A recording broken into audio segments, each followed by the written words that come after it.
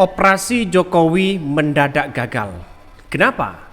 Karena sekarang ini besok kabarnya pertemuan Prabowo dan Ibu Megawati soal bagaimana kemungkinan besar ya dapat jatah menteri atau bagaimana. Tapi yang jelas operasi-operasi inilah yang kemudian ya sejak awal sudah dimainkan. Bagaimana ya di pemerintahan seorang Prabowo sampai hari ini tanda-tanda kader PDIP belum bisa menjadi menteri ya. Apakah PDIP menolak ini semua atau bagaimana begitu kan? Tapi yang jelas bagi kami adalah melihat dengan sebuah realitas ini, nampaknya operasi senyap yang dilakukan oleh Jokowi nampaknya gagal kepada Prabowo. Prabowo besok ya kabarnya akan tetap bertemu dengan Ibu Megawati. Padahal dengan ada isu-isu yang kemudian muncul ya bahwa kabarnya begitu kan ya, Jokowi tolak PDIP gabung ke kabinet Prabowo Gibran. Nah, kita lihat saja apakah benar dengan seperti itu. Sejak awal pertemuan-pertemuan dari seorang Prabowo dan Pak Jokowi sebelum detik-detik pengumuman menteri, di situ kita lihat bahwa pertemuan itu sangat alot sekali, sangat luar biasa, sehingga sampai pemanggilan menteri dan calon wakil menteri di situ tidak ada tanda-tanda PDIP gabung kepada koalisi Prabowo ini. Saya berpikir begini ya, sebelum senyap ini dilakukan, maka mungkin seorang Prabowo patuh-patuh aja begitu kan. Tapi besok ini pertemuan antara Ibu Megawati dengan Pak Prabowo kabarnya berjalan dengan lancar. Nah, dan inilah yang kemudian operasi-operasi yang dilakukan oleh seorang Jokowi ternyata gagal. Ya kita lihat saja realitasnya begitu kan. Makanya dengan adanya pertemuan itu mungkin orang menduga begitu kan ya, PDIP akan dapat jatah menteri atau bagaimana. Kabarnya dapat 2 jatah menteri. Ada yang mengatakan 3 menteri dan sebagainya. Apakah selama ini kalau PDIP tidak gabung kepada koalisi pemerintah Prabowo, apakah PDIP akan menjadi oposisi? Nah, itu yang menjadi pertanyaan ya. Merujuk data atau berita yang dikonfirmasi oleh Bang Pacul begitu kan ya.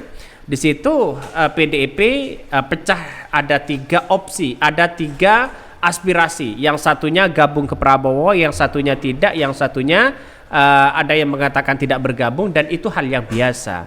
Tapi pada kenyataannya kalau ini semua tanda-tandanya nampaknya yang menjadi oposisi di situ nampaknya Partai Nasdem. Ya kenapa? Walaupun Partai Nasdem mengatakan sudah menolak kabinet Prabowo ini ya, nampaknya ya tidak mau bergabung di situ dengan alasan etika dan tidak berdarah-darah. Ada yang mengatakan bahwa ini tidak cocok menterinya, akhirnya banyak yang menolak begitu kan ya dari kader-kader Nasdem ini. Saya kira pandangan masyarakat terkait dengan Partai Nasdem ini dianggap punya etika yang sangat luar biasa, punya nuansa-nuansa yang kemudian harus ditiru cara politik Surya Paloh ini. Kenapa? Karena kabarnya begitu kan ya, kabarnya hitung-hitungan Partai Nasdem ini mempunyai tekad ya, di mana di tahun 2029 kabarnya bukan tidak mungkin akan mengusung Anies Baswedan dan Gibran. Wow. Begitu ngeri di situ begitu kan. Saya memandang bahwa kalau memang ini benar-benar terjadi, maka itu paket komplit sebenarnya. Bisa saja seorang Prabowo ini berseberangan dengan seorang Gibran. Tapi lantas bagaimana dengan PDIP? Yang gak ada masalah, karena ini adalah hak prerogatif dari seorang Partai Nasdem. Saya kira Partai Nasdem nantinya mungkin bersama dengan rakyat. Walaupun mereka tetap mendukung pemerintahan Prabowo Gibran, mereka tidak mau berada di kabinet itu. Karena tahu etika-etika berdarah-darah dalam politik untuk memenangkan salah satu calon, ya Partai Nasdem menjadi rival kemarin. Coba bayangkan, artinya betapa luar biasanya Pak Surya Paloh begitu kan. Lantas bagaimana dengan pertemuan-pertemuan Jokowi dengan dengan Prabowo begitu kan jelang pergantian kekuasaan. Di situ ya kalau nggak salah ada Gibran, ada Pak Prabowo, ada Jokowi, ada Dasko begitu kan, ngobrol masalah kabinet, mungkin ya kabinet Prabowo Gibran ini. Harinya 2 hari itu jelang pertemuan itu nampaknya dipanggillah para calon-calon menteri, ada sekitar banyak menteri begitu kan dari beberapa kalangan. Tapi nampaknya PDIP yang ditunggu-tunggu ya tidak kunjung hadir di situ. Dan sekarang ini kabarnya besok Prabowo akan bertemu dengan Ibu Megawati. Wow, ini semakin seri begitu kan politiknya Prabowo. Nampaknya dengan adanya menteri-menteri yang kemudian dibagi, bukan tidak mungkin ini akan di-reshuffle ya oleh seorang Prabowo begitu kan. Karena ada 17 menteri Jokowi yang kemudian mereka bergabung kepada pemerintahan Prabowo. Nampaknya dari hal inilah yang kemudian apakah menteri-menteri ini bisa bekerja atau tidak. Nah, kalau dari kalangan Prabowo pilihannya tidak jauh berbeda dari kalangan teknokrat, dari kalangan aktivis dan akademisi begitu kan ya. Dan yang menjadi tidak segar dari menteri-menteri seorang Prabowo ini ya akibatnya menteri-menteri yang lama begitu kan ya, seperti di kabinet Prabowo Jokowi Ma'ruf Amin ya, disitulah menteri-menteri diambil kembali. Nah, pada kenyataannya orang akan berpikir begitu kan ya, padahal kita tahu apa yang disampaikan seorang Jokowi tidak mau mengambil keputusan strategis ya jelang purna tugas. Ya itu sudah dikatakan oleh seorang Jokowi. Nampaknya seorang Jokowi ini perkataannya ya mencela-mencela di situ begitu kan. Artinya dengan adanya jelang purna tugas ini, transformasi ini ya dari Jokowi ke Prabowo, nampaknya pertemuan itu sebelum diumumkan pelantikan ya, sebelum diumumkan kabinet ya, tentu Prabowo dan Jokowi ini bertemu begitu kan ya, berbicara apa kalau bukan soal kabinet. Nah, inilah yang menurut saya pribadi ada nuansa keputusan-keputusan, mungkin ada intervensi atau setidaknya mengusulkan lah begitu kan ya, menteri-menteri kesayangan Jokowi ini. Nampaknya orang akan berbicara masalah soal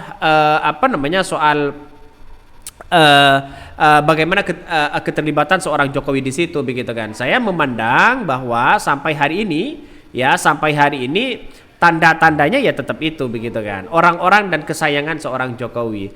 Dan bayangkan daftar dari 108 calon kabinet Prabowo ini ada Raffi dan Ahmad ya, Raffi Ahmad dan ada Giring begitu kan. Nampaknya siapa yang memilih ini? Nah, siapa yang mengusulkan ini kan tentu kan pasti ada hitung-hitungan begitu kan ya. Bagaimana Giring dulu begitu mengkritik habis-habisan Pak Prabowo ya di partai PSI, tapi sekarang gabung lagi, ini gimana logikanya? Ya memang sah-sah aja begitu kan. Tapi rekam jejak itu tidak bisa dihapus oleh Giring. Ya bagaimana kritikannya luar biasa. Nah, pada akhirnya orang akan tahu di situ begitu kan ya. Siapa dan punya rekam jejak apa dan sebagainya. Dan tidak hanya itu, ketika calon-calon menteri dipanggil, wakil-wakil menteri dipanggil begitu kan, maka disitulah Pramono begitu kan bawa pesan Megawati di tengah Prabowo panggil calon menteri. Nah, nampaknya ya Pramono ini disuruh ya Megawati untuk menemui Prabowo untuk menyampaikan. Nah, dan sekarang besok ini kabarnya akan ada pertemuan. Wow, ngeri-ngeri sedap begitu kan. Maka secara logika senyap politik yang dimainkan Jokowi ini gagal sudah begitu kan ya. Sudah gagal karena Prabowo dan Bu Megawati akan bertemu di situ begitu. Ini menunjukkan bahwa orang-orang sekarang ini begitu kan ya melihat bahwa PDIP dan Prabowo tidak ada masalah sebenarnya. Yang menjadi masalah itu adalah Gibran. Bahkan apa yang disampaikan oleh Puan Maharani memberikan sinyal bahwa PDIP dapat 3 jatah menteri. Kabarnya begitu kan. Apakah 3 menteri ini atau sudah dapat atau bagaimana? Karena jelas begitu kan ya, seorang PDIP ini tidak dipanggil ya dari beberapa kemudian menteri-menteri yang ada begitu kan ya, dari 45 45 begitu kan. Terus pada akhirnya apa yang terjadi? Yang terjadi saya kira banyak hal yang kemudian kita amati di situ begitu. Salah satunya yang menjadi indikator besar begitu kan ya, ketika PDIP sudah tidak dipanggil kan artinya kan sudah tidak mendapatkan menteri begitu. Ya mau bagaimana lagi begitu kan, kecuali memang ya Prabowo ini berani melawan seorang Jokowi begitu. Ya artinya apa? Arus-arus menteri-menteri seorang Jokowi yang punya potensi di situ adalah ya diganti begitu kan, habis-habisan di situ. Harus berani melawan seorang seorang Jokowi. Coba kita bayangkan. Dari 17 kementerian yang diisi oleh orang-orang kabinet Jokowi sebelumnya begitu kan ya. Maka disitulah potensi ya, seperti Erick Thohir, Bahlil, itu kan orang-orang potensi yang kemudian akan diletakkan di kementerian yang potensi juga. Akhirnya kementerian-kementerian yang menjadi potensi di situ adalah dikuasai oleh orang-orang Jokowi begitu kan. Ini yang kita lihat bahwa tidak ada penyegaran nantinya begitu. Saya kira analisis saya ini begitu kan, bisa saja ini benar bahwa senyap politik yang dimainkan seorang Jokowi ini bisa gagal. Bisa saja Prabowo akan melawan di situ begitu kan, dan PDIP akan tetap melawan karena ada yang namanya Gibran. Bisa saja begitu, karena ini adalah politik begitu kan. Kita tunggu saja nanti hasil keputusan itu, walaupun mengatakan bahwa ini tidak semuanya murni adalah calon menteri dan calon wakil menteri, bisa saja dirubah. Oke, mungkin itu yang kami sampaikan. Tonton terus channel Hodari Podcast Rakyat ini, jangan lupa di subscribe.